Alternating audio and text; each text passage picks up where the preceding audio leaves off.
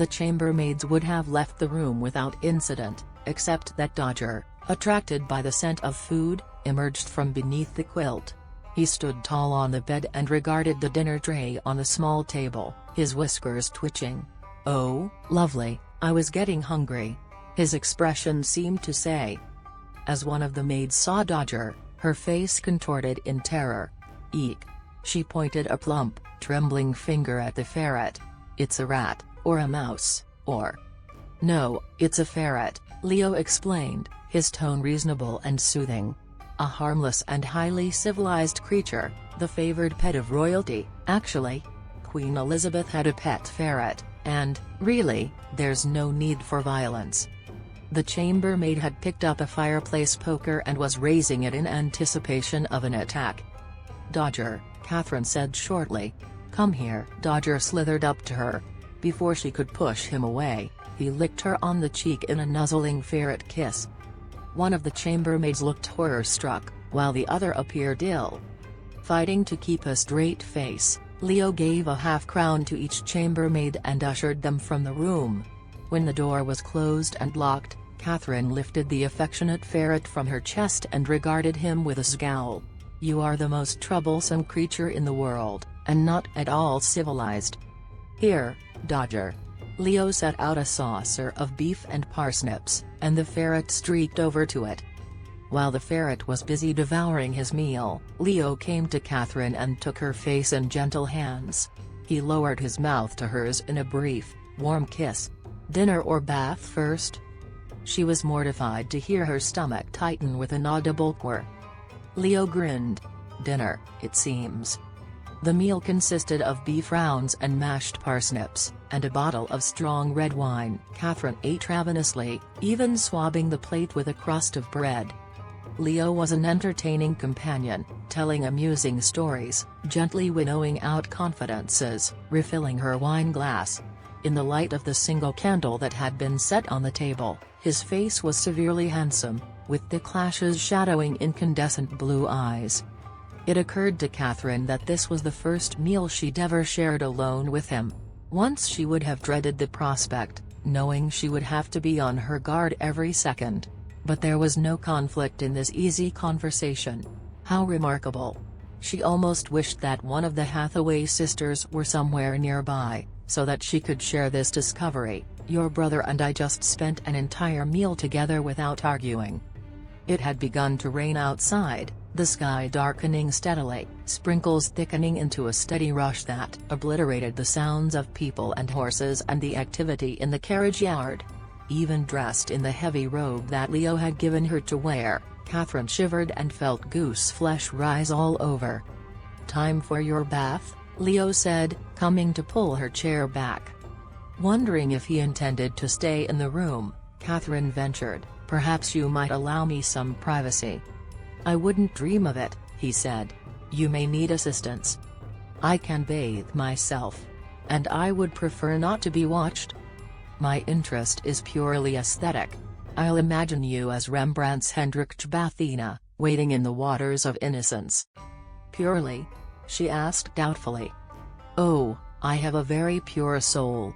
It's only my private parts that have gotten me into trouble." Catherine couldn't help laughing. "You may stay in the room, as long as you turn your back." "Agreed." He went to stand by the window. Catherine glanced at the tub with keen anticipation. She didn't think she had ever looked forward to a bath so much. After securing her hair to the top of her head, she shed the robe, the shirt, and her spectacles, placed them on the bed, and glanced cautiously at Leo, who seemed to have taken a great interest in the view of the carriage yard. He had opened the window a few inches, letting rain-scented air into the room. "Don't look," she said anxiously. "I won't. Although you really should discard your inhibitions," he said. "They could get in the way of yielding to temptation." She sank gingerly into the battered tub. "I would say that I've yielded quite thoroughly today," she sighed in relief as the water soothed all her intimate stings and aches. "And I was delighted to be of assistance." "You didn't assist," she said. "You are the temptation." She heard him chuckle. Leo kept his distance as Catherine bathed, looking out at the rain. After she had washed and rinsed herself, she was so tired that she doubted her own ability to climb out of the bath. Rising on shaking legs, she fumbled to retrieve the folded toweling from the stool next to the tub. As Catherine stepped out of the water, Leo came to her quickly and held up the toweling, wrapping it around her. Swathing her in a temporary cocoon, he held her for a moment. "Let me sleep with you tonight," he said against her hair, a question in his voice. Catherine looked up at him quizzically. "What would you do if I refused? Arrange for another room?" He shook his head. "I would worry about your safety if I were in a different room. I'll sleep on the floor." "No, we'll share the bed." She pressed her cheek to his chest, relaxing fully in his hold. How comfortable this was, she thought in wonder. How calm and safe she felt with him. "Why wasn't it like this before?" she asked dreamily. "If you'd been the way you are now, I would never have argued with you about anything. I tried being nice to you, once or twice. It didn't go well." "Did you? I never noticed." Her skin, already pink from the bath, turned a deeper shade. "I was suspicious. Mistrustful.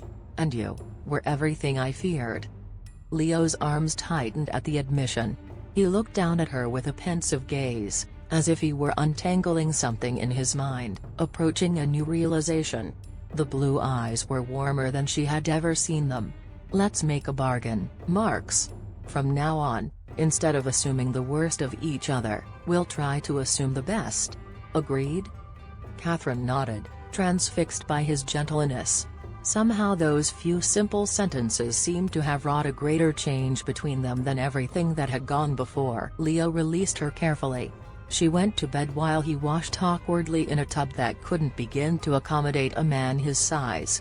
She lay and watched him drowsily, the warmth of her body gathering between the sheets of the clean, dry bed. And in spite of all the problems that awaited her, she sank into a deep sleep. In her dreams, she went back to the day she had turned 15. She had been parentless for 5 years, living with her grandmother and Aunt Althea. Her mother had died during that time. She had never known exactly when this event occurred, having been informed well after the fact. She had asked Althea if she might visit her ailing mother, and Althea had replied that she had already died. Even knowing that her mother had suffered a fatal wasting disease, knowing there was no hope, the news had come as a shock. Catherine had started to weep, but Althea had grown impatient and snapped, "There's no use crying. It happened long before now, and she's been in the ground since high summer." Which had left Catherine with a bewildering sense of lateness, of off-timing, like a theater-goer who had applauded at the wrong moment. She couldn't grieve properly because she had missed the appropriate opportunity for grieving. They had lived in a small house in Marylebone, a shabby but respectable dwelling lodged between a dental surgeon's office with a replica of a set of teeth hanging from its sign, and a subscription library supported by private funds. The library was owned and run by her grandmother, who had gone there every day to work. It had been the most tantalizing place in the world, this heavily frequented building with its vast and hidden collection of books. Catherine had stared at the place from her window, imagining how lovely it would be to browse among rooms of old volumes. Undoubtedly the air had smelled like vellum and leather and book dust, a literary perfume that filled the quiet rooms. She had told Althea that she wanted to work there one day, a declaration that had earned an odd smile from her aunt, and a promise that she undoubtedly would. However, despite the sign that clearly proclaimed its purpose as a library for the use of distinguished gentlemen, Catherine had gradually realized there was something wrong about the place. No one ever left with any books. Whenever Catherine mentioned this incongruity, Althea and her grandmother became cross, the same reaction they had displayed when she asked if her father would ever return for her. On Catherine's 15th birthday, she had been given 2 new dresses. One was blue and one white, with long skirts that had reached all the way to the floor, and waists that had fitted at her own natural waist, instead of childishly high. From now on, Aunt Althea had told her, she would put her hair up and behave as a woman. She was no longer a child. Catherine had absorbed this promotion with pride and anxiety, wondering what would be expected of her now that she had become a woman. Althea had proceeded to explain, her long, lean face looking harder than usual, her gaze not quite able to meet Catherine's. The establishment next door, as suspected, was not a lending library. It was a house of prostitution, for which she had worked since the age of 12. It was an easy enough occupation, she assured Catherine. Let the man do as he pleased, turn your mind elsewhere, and take his money. No matter what his desires or how he used your body, there was relatively little discomfort as long as you didn't resist. I don't want to do that, Catherine had said, turning ashen as she realized why the advice was being given. Althea had raised her plucked, arched brows. What else do you think you're fit for? Anything but that. Mutton-headed girl, do you know how much we've spent on your upkeep? Do you have any idea what a sacrifice it was to take you on? Of course not, you think it was owed to you. But now it's time to repay. You're not being asked to do anything that I haven't done. Do you think you're better than me? No, Catherine said, shame tears slipping from her eyes.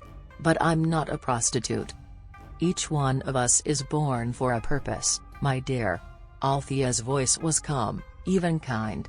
Some people are born into privilege, some are blessed with artistic talent or natural intelligence. You, unfortunately, are average in every regard, average intellect, average wit, and no distinguishable talent. You have inherited beauty, however, and a whore's nature. Therefore, we know what your purpose is, don't we? Catherine flinched. She tried to sound composed, but her voice shook. Being average in most regards doesn't mean I have the makings of a prostitute. You're deceiving yourself, child. You are the product of two families of faithless women. Your mother was incapable of being constant to anyone. Men found her irresistible, and she could never resist being wanted. And as for our side, your great-grandmother was a procuress, and she trained her daughter in the business. Then it was my turn, and now it is yours. Of all the girls who work for us, you will be the most fortunate. You won't be hired out to any man who comes off the street. You'll be the luminary of our little business. One man at a time, for a negotiated period. You'll last much longer that way. No matter how Catherine resisted, she had soon found herself being sold to Guy, Lord Latimer. He had been as alien to her as all men were, with his sour breath and scratchy face and crawling hands. Trying to kiss her, forcing his hands into the openings of her clothes, tearing at her like a gamekeeper plucking a dead grouse. He had been amused by her struggles, grunting in her ear about what he was going to do to her, and she had loathed him, loathed all men. I won't hurt you, if you don't fight me, Latimer had said, grabbing her hands, forcing them down to his groin. You'll like it. Your little Keem knows what's what, I'll show you. No, don't touch me, don't. She woke up sobbing, straining pitifully against a hard chest. No. Cat. It's me. Hush, it's me. A warm hand moved over her back. She went still, her wet cheek pressed to a soft mat of hair. The sound of his voice was deep and familiar. My lord? Yes. It was just a nightmare. It's over. Let me hold you.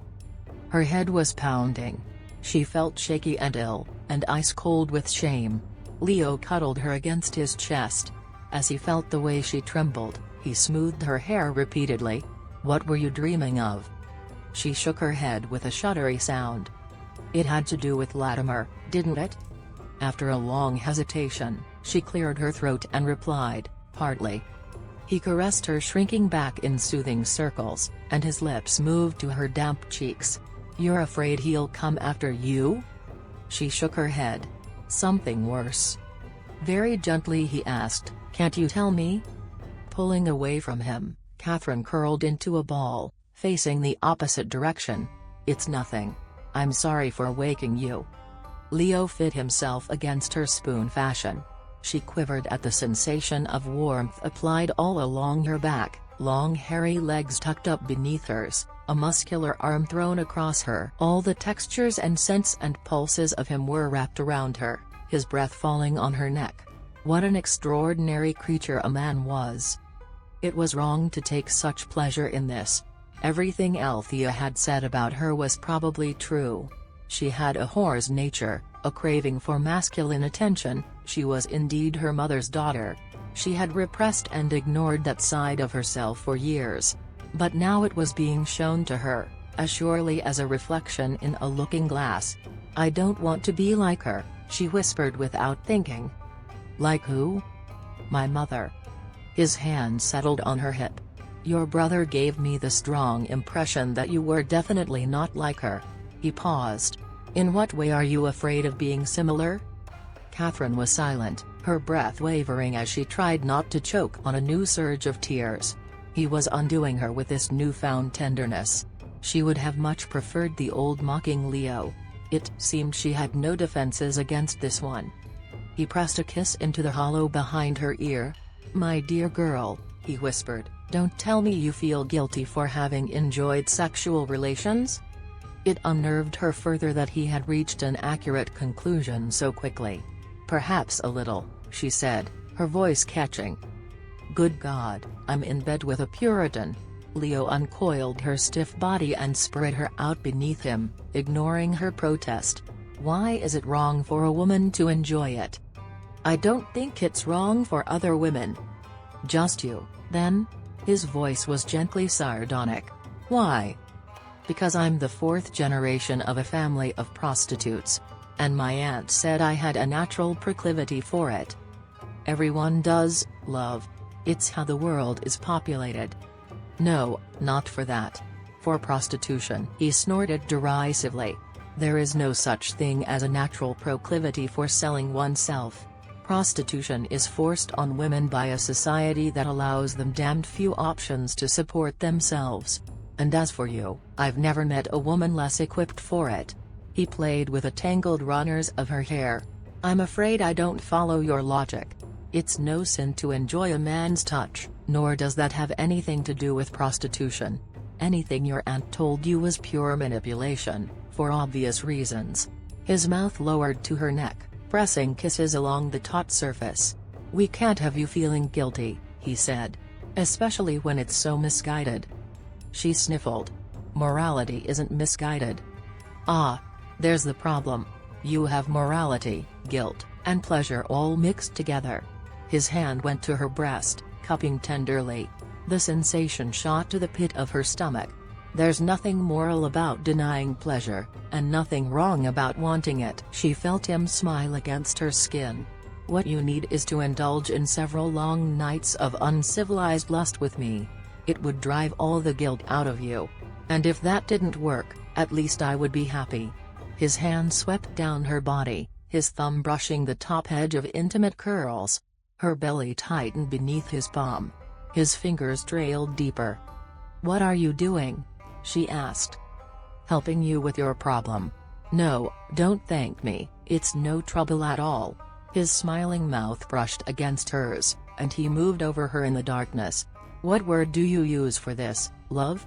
"For what?" "For this sweet place, here." Her body jerked at his gentle caress. She could hardly speak. "I don't have a word for that." "Then how do you refer to it?" "I don't.